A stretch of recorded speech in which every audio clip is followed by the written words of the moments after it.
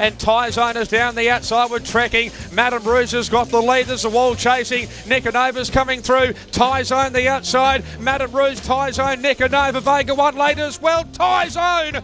Welcome to Brisvegas, a custom-built betting show for the Queensland Winter Carnival, brought to you by TopSport.com.au and our friends at puntingform.com.au. I'm your host, Scoot, and I've got Johnny Macbeth Mcleod joining me. How are you, John? It's good. Good to be here. It's starting to heat up in Queensland, and we've got the Windsor Weasel also, Tommy Henjak. How are you, mate? Yeah, good. Thanks, Scoot. Good to be here. Now, for the audience at home that haven't seen you guys in action in the live streams, John was on the Little Birdie Millions, and Tommy, you were all about it in the Little Birdie Diamonds, sensationally taken off course from the Brisbane Racing Club. But first, let's get a little bit of a backstory for Johnny Mcleod. You're a bookmaker turned punter. Yeah.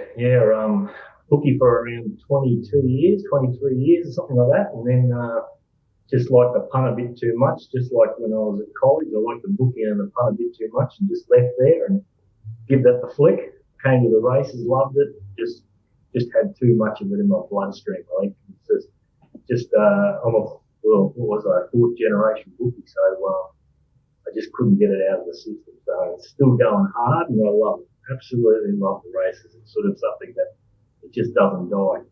It's curable only by death.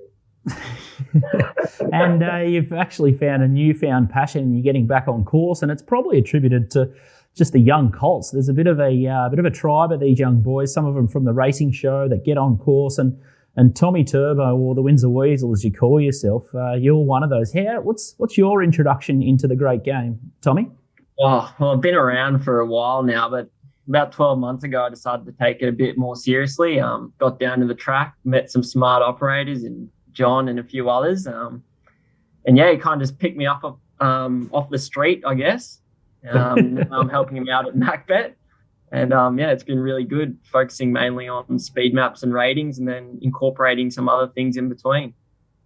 Beautiful. And both the boys are all about the puntingform.com.au data. And I think Johnny buys the raw data to put into his systems as well. Now, this show's all about the Queensland Carnival. We've got Queensland, Guineas Day to Caloundra Cup. So we'll cover all the major meetings. You get the Doomben 10,000. You'll also get the Stratty. So we're locked in for the next 10 weeks. Thanks to TopSport. It's been a big effort to get the show rolling, but here we are. And I guess the first question from the top, and I'll get Johnny Macbeth to answer this one. Do you bet any differently into the Carnival? Do you open the shoulders, or how does your betting change with the Winter Carnival? It does change, but it's sort of mainly just because of you got to dive a lot deeper into the southern horses just to get a feel for them and trying to get their just in idiosyncrasies that the horses do, and sometimes you might get them a little bit wrong, so you just sit on your hands a little bit longer with those type of horses, the Southern Events horses, and but usually if you sort of think they're not much good, well then you'll push into the Queensland ones. But you do take a little bit of a backward step as far as timing goes, and when you bet and when you don't. But sometimes they're not full of Southern horses, but that's how I play it. I just go a little bit easier about my timing of pushing in and pushing chips in. And what about you, Tommy? Have you got different tactics in Carnival time? Do you open the shoulders a little bit up? Yeah, tactics will be very interesting. I think it's important to find the right lead-up races. Also targeting those trainers that historically like to come up to the Carnival. It's also important, I think, the last couple of weeks we've seen in Sydney racing, there's been some pretty savage biases down there, especially some of those days when they've left the sprinklers on overnight. So, yeah, that's something we've been keeping an eye on and definitely have to incorporate that going forward. And traditionally, probably one for you, Johnny, it's always been a little bit of a method of mine to follow someone like Waller religiously and then put, a pretty good bonus on some of these Sydney Raiders. How do you think the Queensland horses will stack up this year against the Sydney form? They don't. They don't usually. The southern horses usually come up here that are a lot stronger, and they take all the prize money, and that's why I've been a sort of a bit of an advocate to get some races that are solely, for Queensland horses. Just really, you don't have to have more, but one or two during the carnival to highlight. And I think, then all of a sudden all the cash doesn't go back to the south, and some of the, the Brisbane trainers and the Queensland trainers get some. But I think you're right in that you pick and choose which ones you follow.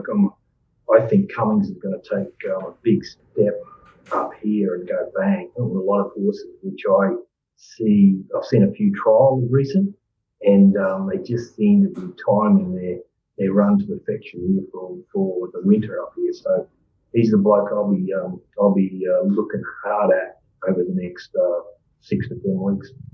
We just filmed the Bet Doctor show earlier today, and he looks like he's taking a strong hand to Adelaide as well. So what about you, Tommy? You're quite outspoken about some jockeys on the Twitter sphere. Who's the jockey to follow for the Queensland Carnival?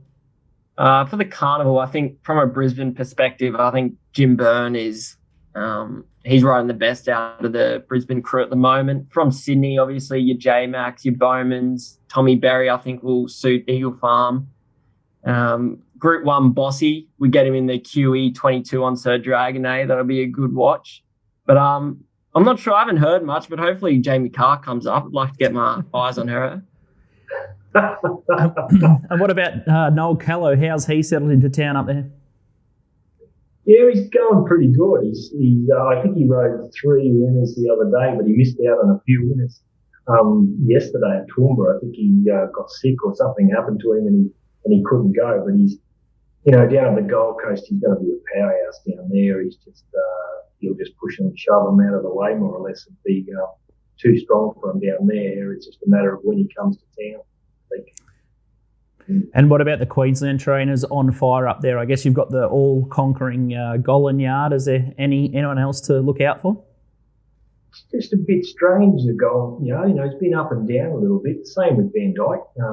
It's a bit of timing with Van Dyke. I think just recently, because he was detouring away from Eagle Farm, you could see him just priming his horses for doom. And then, whereas now it's Eagle Farm back on the radar for him. It's going to be interesting how he plays it, because his horses do race good with a few weeks in between their runs, and it's going to be interesting how he does it now that he's brought Eagle Farm back onto the radar. And what about you, Tommy? What are your thoughts? Yeah, Golan's obviously the A1 trainer up here. I think Heathcote's probably a trainer to keep a sneaky watch on. I think he's definitely finding some form recently. Yeah, that's true. Yeah, very true. Yeah. Okay, so the trainers to watch from down south would be Cummings, and Golan and Heathcote will continue to dominate the Queensland ranks. It's going to be a short, sharp and punchy show today. We're going to talk a little bit more about the Eagle Farm track. That's where they're racing this Saturday. It's been an ongoing saga for many years now. They've ripped the joint up a couple of times and they can't seem to get it right. So we'll get the guys' insight into how things are progressing at Eagle Farm at the moment. There's a couple of other issues that are boiling away up in Queensland, but we might take a quick little break and make sure you support puntingform.com.au, Australia's best online form guide and database with benchmarks and sectional times. Make sure you check out puntingform.com.au. Up next, we're going to talk all the quaddie legs, races 6, 7, 8 and 9, so you can find a winner this Saturday at Eagle Farm. Welcome back to Brisvegas, our standalone Queensland Winter Carnival show. We're here for 10 weeks and I'm your host, Scoot, and joining me is John Mcleod from Mcleod and Tommy Henjak. He's an up-and-comer and he has dubbed himself the Windsor Weasel. So let's see if the Weasel can get us a couple of winners with TopSport and Johnny Mack. We've seen him in action at Little Birdie Millions, so we know how patient and disciplined he is, and he's here to teach us how to assess the races. So we've got Eagle Farm this Saturday, and much has been made about the furor around the Eagle Farm tracks, but what's been the latest racing patterns and how can we expect Eagle Farm to play? I'll go to you first, Johnny. It's been I don't know whether it's a maturity thing or it's just a learning curve by by everyone involved that first of all it was pretty hard, and everyone used to say it was hard as a rock, and then they started to water it a bit, and then they watered it too much, and then they went back and redid something, and now just recently they're punching holes in it like a bit of like golf greens and all that sort of stuff, and trying to make some movement in it. Now what that has done, it has slowed the times down, quite dramatically. I would say in the last couple of meetings, they've probably slowed them down by half a second to a second, maybe, which is really unusual. And I think a lot of people would just shake their heads, with databases that they're trying to use pars and all that sort of stuff to try to work out, what's right and what's wrong. So it's got to be, just got to be a bit careful of how to treat this track at the moment. It's tricky, and it's good because you've got to really take note, and it's very biased. There's a lot of bias there that you can play with, and that's really what I would like in every track, just about, because just learn where the horses are going to be in the right spots, and then back those horses. If you can get onto it early, it's a big plus. And Tommy, you like horses that map forward. Your Twitter handle's @Maps of Brisbane. So the map is probably where you start your analysis. And has Eagle Farm been playing leaderish, or has it been run on like it used to? Yeah, I suppose the last couple of weeks, it's just you need to be kind of up there. With the slow times, it can make it difficult for those to show their turn of foot.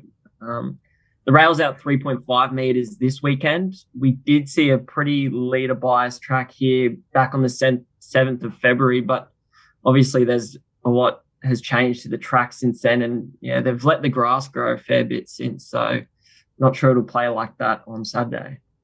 The other issue that's happening at the moment in Queensland, which is probably a fairness issue, do you think that all horses should be forced to parade? And it seems to be, in my opinion, a bit of an unfair advantage if some horses are forced to parade and others are allowed to go straight on the track. Do you think that'll happen in the Winter Carnival, or pull their socks up a little bit there? Oh, I don't know. I don't know whether this happens everywhere. I'll put it to you. What do you think horses parade for? What's the reason for horses parading?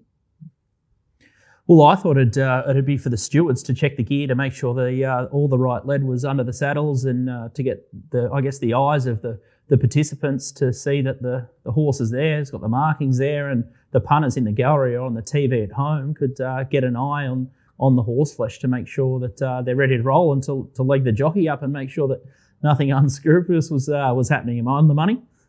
Well, yeah, but they could do that as they do actually check it before they go on the saddle enclosure. So they actually check it on the way in. So they could actually, go in, jump on, go straight out.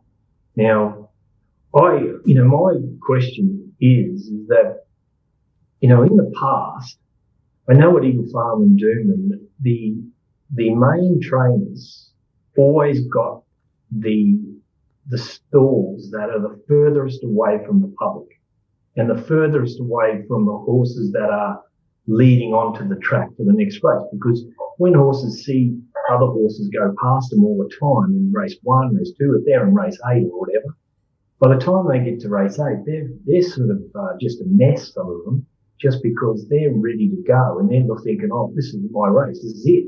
Whereas in the past, all the trainers got, they put them in the back stalls as far away as possible. So if they're thinking that, then some horses, when they jump onto the track, they're a bit stirry and they're going around the paddock and they get warmed up and they get, stirred up. Are they getting disadvantaged by the one that actually comes in and actually goes straight out into the track that has been, allowed to do that? That's the question. I don't know what the answer is, but I do think it's a bit of an unfair thing if a horse comes into the yard and is not made to parade for, just as long as whatever the others were. Because the bell goes, you come into the yard and you're there, you've got to be there. And like, if you're late, you get a fine. So, it's sort of contentious for me because, like if it's if Winks was there and he was one of these horses that were playing up and all the public went down there to see him parade, he went straight out on the track, what would they say? Would they allow it? I don't know. I don't like it. And it's not just because I'm a yard person, because I can actually see them when they come on the track and come on into the yard and have a look.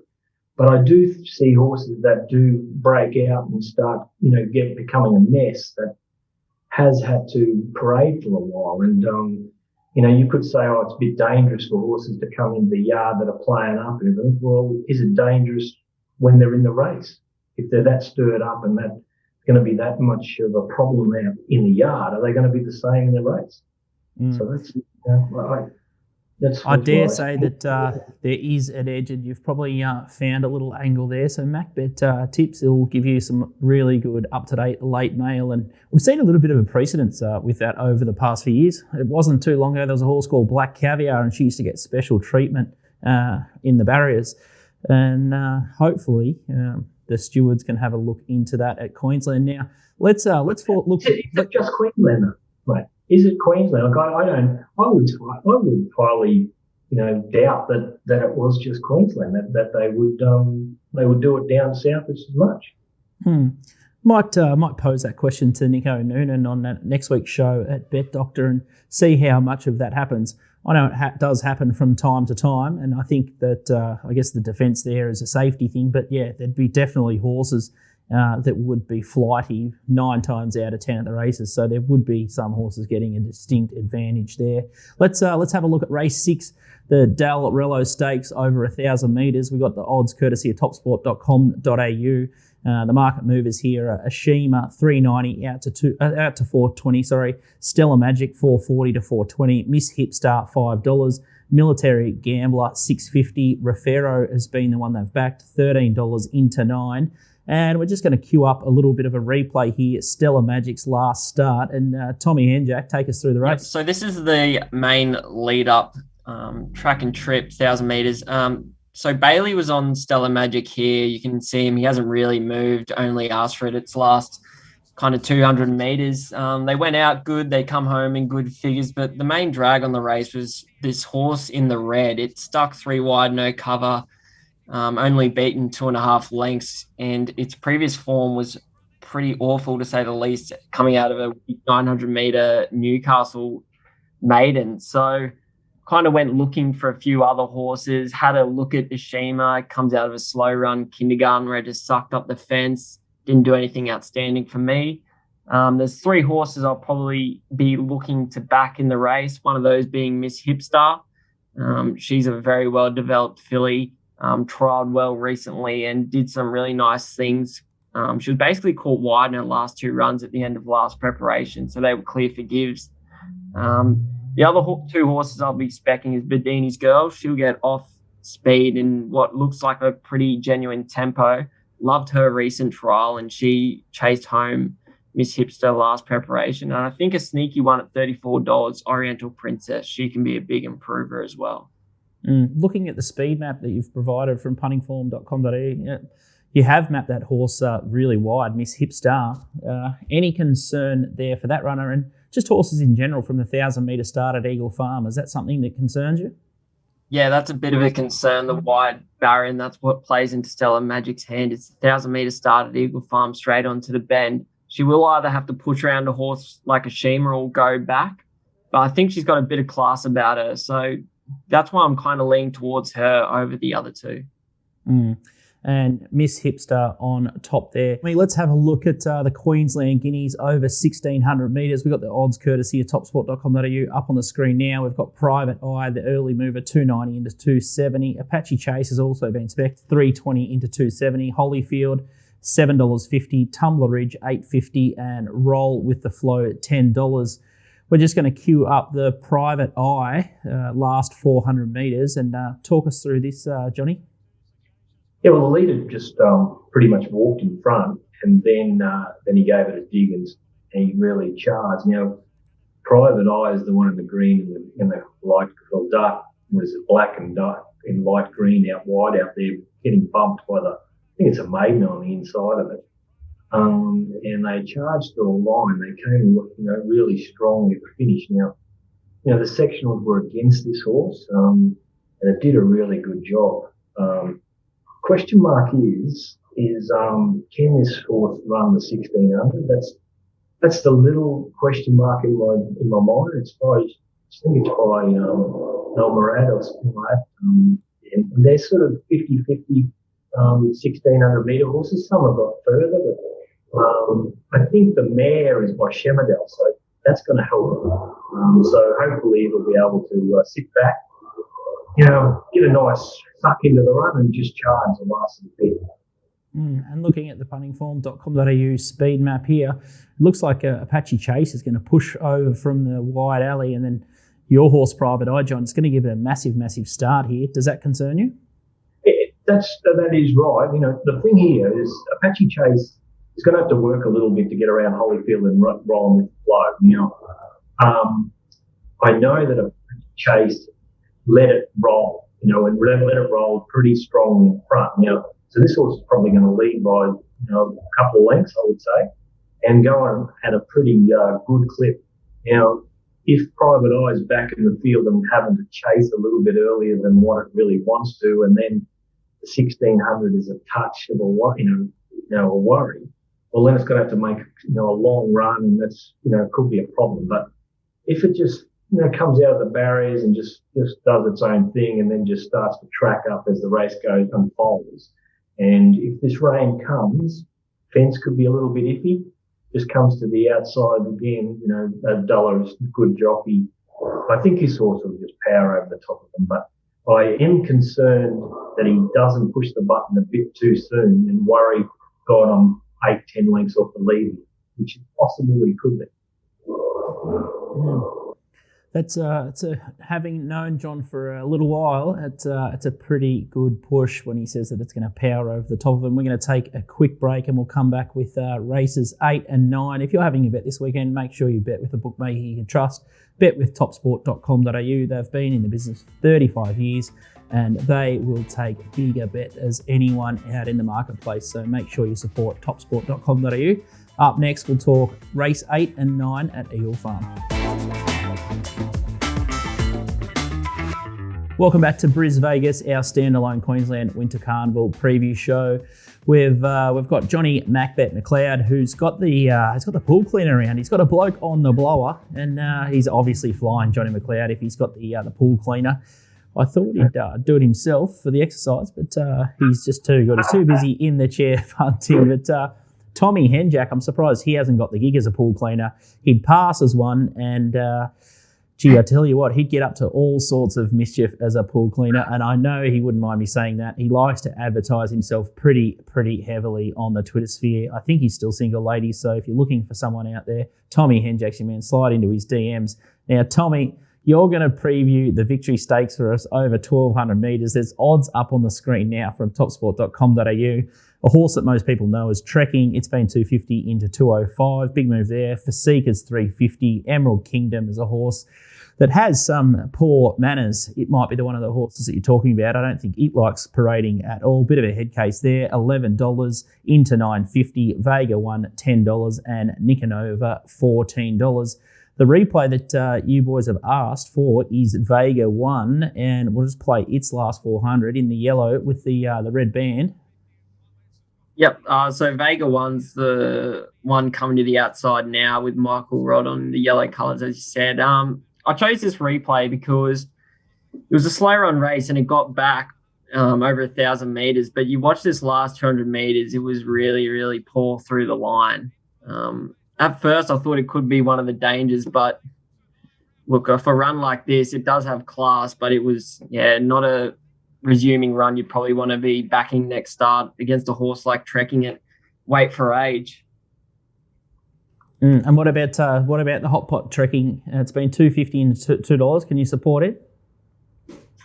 Look, I don't really want to get involved first up at those odds, but I do concede.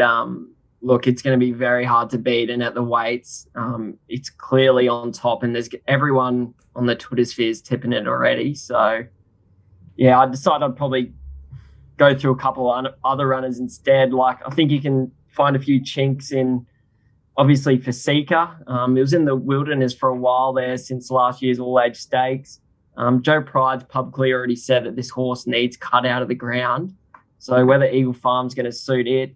And it did resume with a win at, was it a fortnight ago in a Group 2 in a moderate run race? But it was against some fillies and mares there that were also in the wilderness. Like you had Sweet Deal, Fiesta, Tefane, and then you had some up-and-comers in Entrevere and Wonderbar. So that wasn't a strong race either. So I know it probably gets run of the race from gate 1, probably parked behind a Genuine Speed. But to me, Fasika looks the hole in the market at about 350, I think.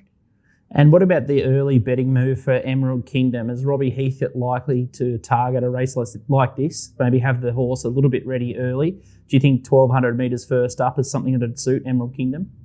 Yeah, I think absolutely. It was the horse that I went looking for. It's one of those horses that can get stirred up. And towards the end of last preparation, he would just send it straight onto the track. And that's when we saw its most improved runs. It's had 2 recent trials given, and they were pretty good hit-outs. So I think it's probably the one that I'd have something on early. I think it'll be there on speed and be there for a long way.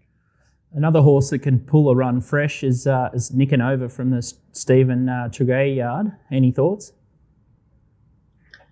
Yeah, so Nicanova is a really interesting runner. It's had 2 jump outs. Both have been in pretty good fashion. 1,200 metres will be getting back here. I'd look for him probably second or third up in distance, but whether he can give a class horse like Trekking a 2 or 3 length head start and get over the top of him, it seems a difficult assignment. So Emerald Kingdom seems to be the way that Tommy is leaning there. What about you, Johnny Mack? Any early thoughts this race? Well, from what I can see, there's good speed here. There's the Odyssey goes forward. Seeker's got speed. Emerald Kingdom, I think, is just going to have to move early from that 8 gate. Trial really good the other day when it led, and Master Jamie's going to have to do something as well from the gate. So all I can see is just a horse like Trekking, wait for age, just sitting in behind him. And if he doesn't start odds on, I'll walk to Melbourne. Yeah, I'll come down. No, I'll walk to Warrnambool and see if come and have a drink with this kid. I just think it's sort of it's one of those horses everyone's going to come up with. Just going to be sitting midfield. Its trial was one of these Cummings ones that I was talking about. Just led the trial and just booted away. It didn't beat a hell of a lot.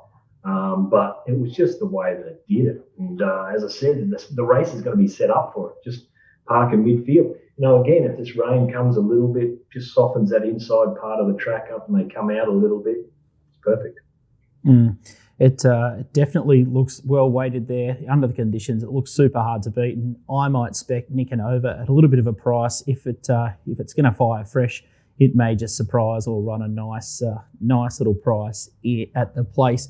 All right, let's have a look at the final leg of the quaddie. Wow, we're going to go skinny in the quaddie. Sounds like these boys are reasonably confident with the card at this stage, and they've got a little bit of an indication on how the track will play as well. But let's look at the Class 6 plate there, and we've got odds on the screen courtesy of topsport.com.au.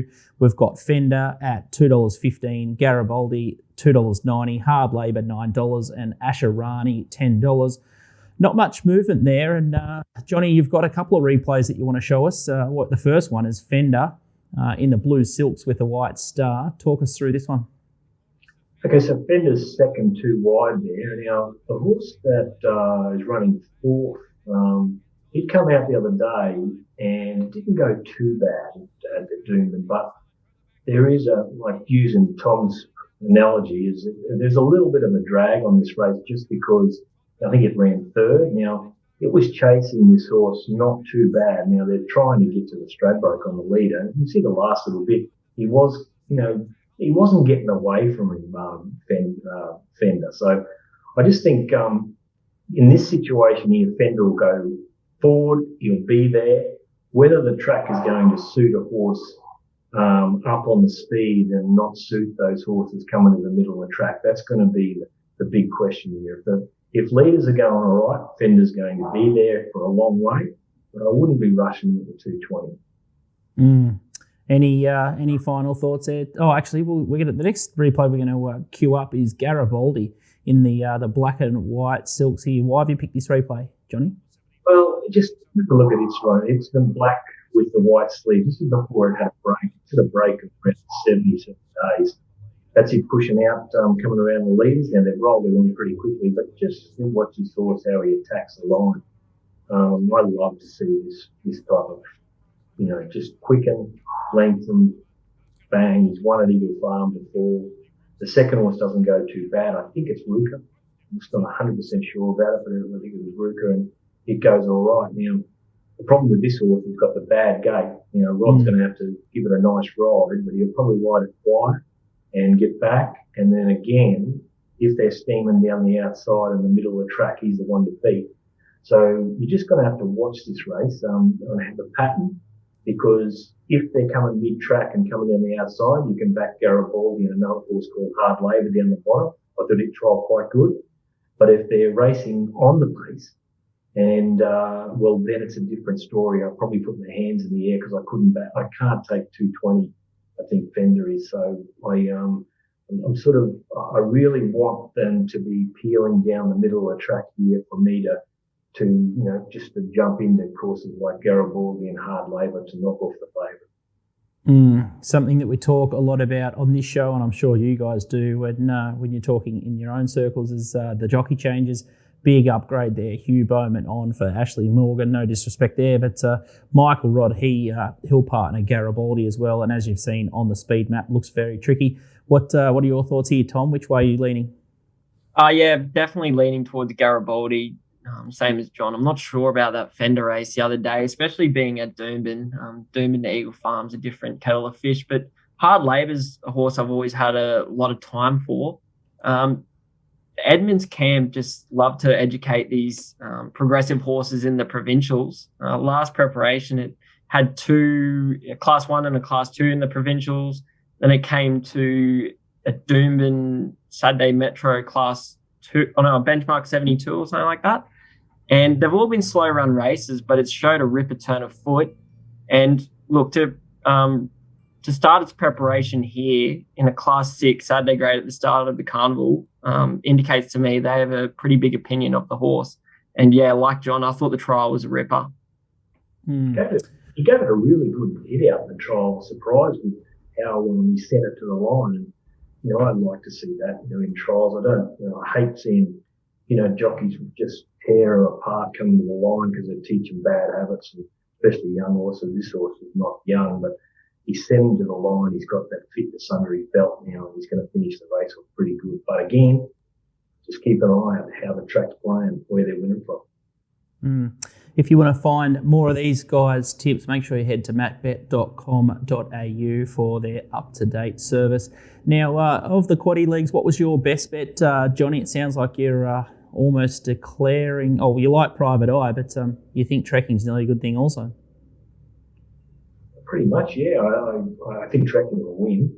And Private Eye, I'm going to be keener on it if they're zooming down the outside on the middle of the track again. So, I keep on saying it.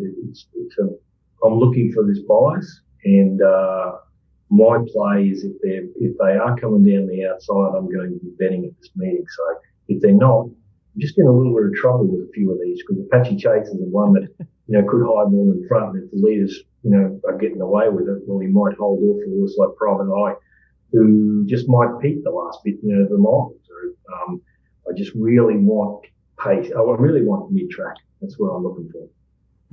What are your thoughts, Tommy? Best bet? Yeah, probably. It sounds like a broken record, same as John, but I'm looking at a horse in race 5, possibly Guntontes. Let me down last start behind a pretty good one in Skins, but I think on the quick back up here can get the W. So that's race 5, number 3, Guntontes, and that's $5.50 with topsport.com.au. Now it's time to have a look at the TopSport Big Bets. A little bit quiet in Queensland compared to our other eastern states. In the first race, race 1, number 12, Tumai has been specced. Chris Waller with Ron Stewart, the Sydney Cup winning combination has been 26 into $20, only a $200 bet. Could you boys be with that runner? 2 mile in the first? Went good the other day at the coast, got back in the field and sections were good, ran on, but again, you'll be back second last, and race one, you won't know how this track's going to play. So they're throwing they're rolling their arm over on a chance. It's just I'll be trying not to play in this one because I think you could get burnt. Later in the day, you sort of say, well, leaders have been going good, and I was on a back mark. It'll make you sick, and if you're not on it, and all of a sudden they're coming down the middle of the track, you're going to say, well, why didn't I back it? So you're on a kick into nothing. The next bet that have been taken at TopSport is race 6, number 5, Refero. It's been $250 at the $13, now into $9. You boys have put a bit of a cooler on that one. And the other bet early there at TopSport is Eagle Farm, race 7, number 4, Private Eye, and that's $1,000 at $2.90. So that, in fact, could be Johnny Mcleod's money going around. But as they've sort of said over and over again, that they're just going to be keeping their powder dry until that pattern is very, very clear. That's a wrap from us on our first ever Brisvegas Carnival show. We're here for another 9 weeks. It's going to be fantastic stuff. We'll sink our teeth into the carnival. We'll have a little bit of review in next week's show, and we'll start to warm up as the carnivals start to cruise into the Group 1 racing there. Big thanks to Johnny Mcleod. He'll be out cleaning the pool or probably getting ready to stretch his legs on his walk down to Melbourne or the Bull. And Tommy, I'm tipping you'll be doing your best work on Tinder later tonight. Thanks for joining us, guys. Sweet. Cheers, mate. A big thanks to the boys from MacBet and TopSport, Punting Form, all our sponsors. It's been a really good show. We've got 9 more episodes to go for the Winter Carnival. We'll be here till Calandra Cup Day. Make sure you follow us at Little Birdie TV on Twitter, Little Birdie TV on the YouTube channel, and we're in the Apple Store and Spotify, so make sure you check us out. We've got plenty more action for the Queensland Winter Carnival. We'll see you next week.